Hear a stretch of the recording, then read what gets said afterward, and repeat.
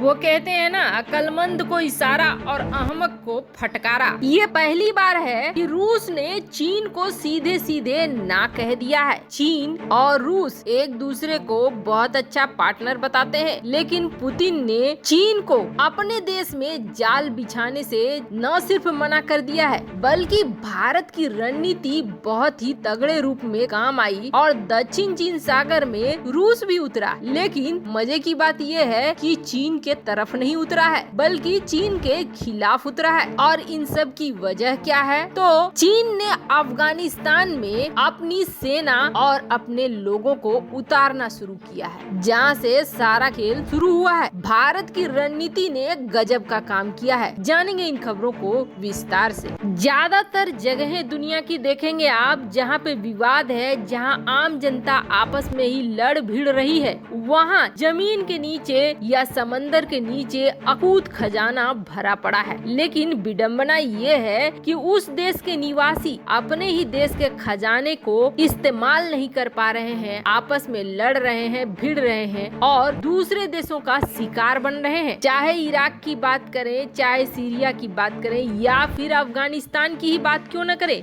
अफगानिस्तान में हालात ऐसे हैं कि अभी लोग भूख से मर रहे हैं। यहाँ तक कि अपने बच्चों को भी बेच रहे हैं, अपने घर के सामानों को भी बेच रहे हैं खाने के लिए। और अफगानिस्तान की स्थिति दिन प्रतिदिन खराब होती जा रही है, जबकि अफगानिस्तान की जमीन के नीचे खरबों रुपए के दुर्लभ खजाने हैं। और अब इसी खजाने को लेकर चीन और तालिबान के बीच जो डील हुई है, वो डील निकल कर सामने आ गई है। चीन ने मदद भेजी, मानवीय सहायता भेजी और चीन पहुँचे थे तालिबान के बड़े बड़े नेता चीन से मदद मांगने के लिए। उन्हें एक ही जगह दिखा और वो जगह दिखा चीन। तो चीन अगर कर्ज देता है तो सूद समेत वसूलता भी है। चीन ने जैसे ही एक तरफ मानवीय सहायता भेजी, वैसे ही दूसरी तरफ अपनी कंपनियों को उतार दिया है अफगानिस्तान के अंदर। अब ये अफगानिस्तान की जमीन खोद कर उस दुर्लभ खजाने की खोज कर रहे हैं, जो किसी देश के हाथ में आ गया तो दुनिया उसके इशारों पर नाचेगी। वैसे आपको बता दें, वो धातु चीन के लिए बहुत महत्वपूर्ण है तो पूरी दुनिया के लिए भी बहुत महत्वपूर्ण है। आखिर क्या है जिसके पीछे चीनी कंपनियां पड़ गई हैं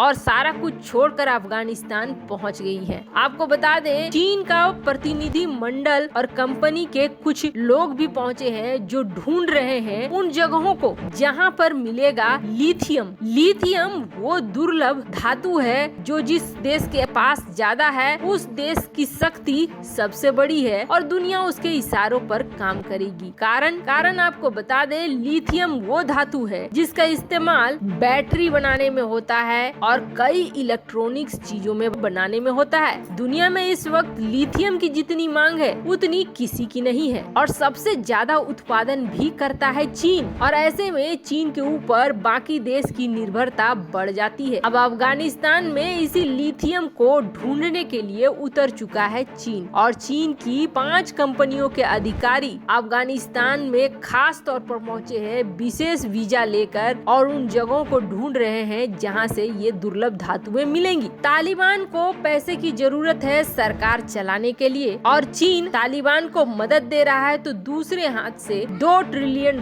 के दुर्लभ खनिजों पर नजर रख रहा है। वैसे अब कहा यह जा रहा है कि अफगानिस्तान में लिथियम का अपार भंडार छिपा हुआ है और अब इस अपार भंडार पर हर हाल में कब्जा करना चाहता है चीन। अफगानिस्तान के भविष्य को देखिए, उसके नेता और उनके अलग अलग गुट आपस में लड़ने से ही फुर्सत नहीं निकाल पा रहे हैं। खैर, इसका असर होता हुआ दिख रहा है। दरअसल अफगानिस्तान से फायदा उठाने की कोशिश चीन ने भी की और रूस ने भी कुछ ऐसा ही सोचा था। यही वजह था कि रूस ने भी तालिबान का समर्थन करना शुरू किया था। लेकिन समस्या ये हो गई कि रूस के हिस्से संकट आया और चीन के हिस्से प्रॉफिट आया। यहाँ पर IS खुरासन ने अपना गतिविधियाँ बढ़ाना शुरू कर दिया। रूस से लगते देशों में अब आतंकी गतिविधियां बढ़ रही हैं और रूस डर रहा है कि ये आतंकी सीमा पार करके रूस न पहुंच, और उस पर तड़का ये लग गया कि उल्टा ड्रग्स का सप्लाई रूस में बहुत ज्यादा बढ़ गया। मतलब अफगानिस्तान मामले में मलाई मिल गया चीन को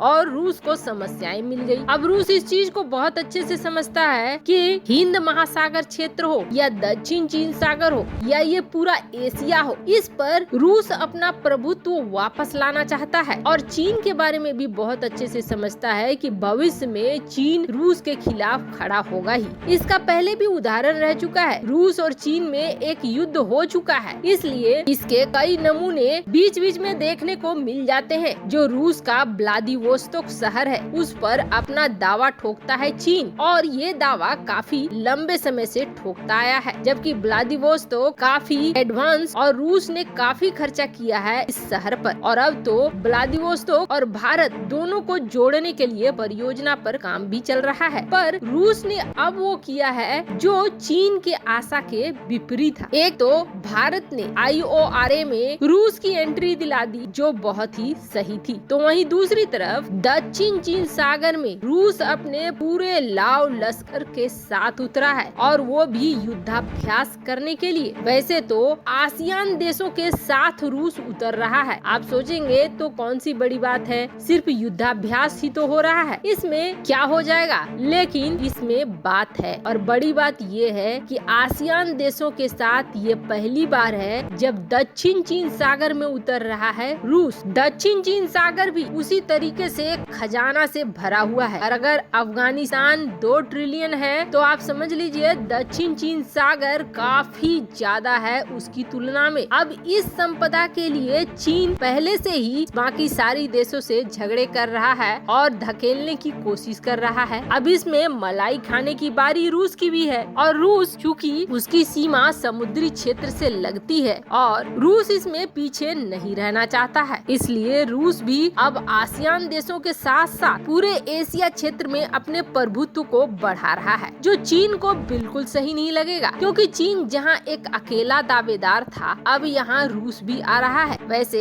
एक अलग ही समीकरण अब दक्षिण चीन सागर में बनने लगे हैं। कई देश ये मान रहे हैं कि चीन और रूस मिलकर इस पूरे इलाके पर प्रभुत्व जमाने की कोशिश करेंगे, लेकिन सच्चाई ये है कि चीन किसी का भी सगा नहीं है और चीन रूस को भी नहीं छोड़ने वाला है, ये जानता है रूस। ऐसे में रूस चाह रहा है कि इस पूरे क्षेत्र में शक्ति संतुलन बना रहे, रूस का प्रभुत्व भी बना रहे, ऐसा न हो कि चीन बहुत आगे निकल जाए, और कहीं न कहीं भारत भी इस चीज को चाहता है। यही वजह है कि भारत के साथ रूस के रक्षा संबंध भी बढ़ रहे हैं और कई तरह की डील भी बढ़ रही है, पर चीन के लिए ये किसी बड़े झटके से कम नहीं है। वैसे आपको क्या लगता है, दक्षिण चीन सागर में उतरने का फैसला रूस का सही है या नहीं? कमेंट कर अपनी राय जरूर बताएं। जल्द मिलते हैं अगले वीडियो में नई खबर के साथ।